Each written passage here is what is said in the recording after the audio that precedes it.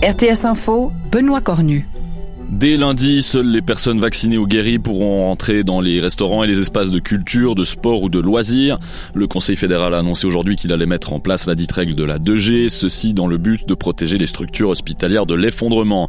Dans le cadre privé, dès qu'une réunion compte un participant de plus de 16 ans, ni vacciné ni guéri, la limite est fixée à 10 personnes.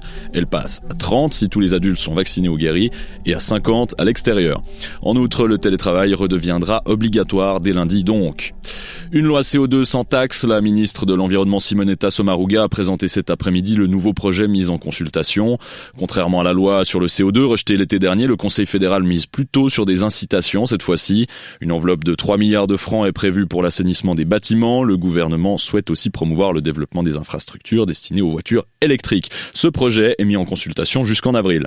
Le sort des vignerons préoccupe le Grand Conseil valaisan. Il a invité le canton à accorder une aide financière exceptionnelle de 14 millions de francs.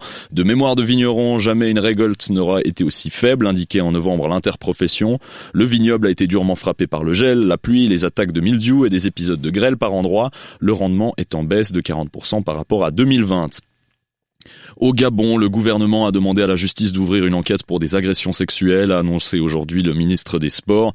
Cette déclaration fait suite aux terribles révélations du Guardian hier. Plusieurs centaines d'enfants auraient été abusés par l'ancien entraîneur de football de l'équipe nationale des moins de 17 ans. Les victimes présumées ont dit s'être confiées au quotidien britannique par manque de confiance en la justice gabonaise. Au Royaume-Uni, le parti conservateur du Premier ministre britannique Boris Johnson a subi une lourde défaite électorale dans l'un de ses fiefs aujourd'hui. Un revers interprété comme un signe du ras-le-bol des électeurs alors que Boris Johnson est affaibli par toute une série de scandales et un raz-de-marée épidémique avec 93 000 cas recensés sur les 24 dernières heures, un record national.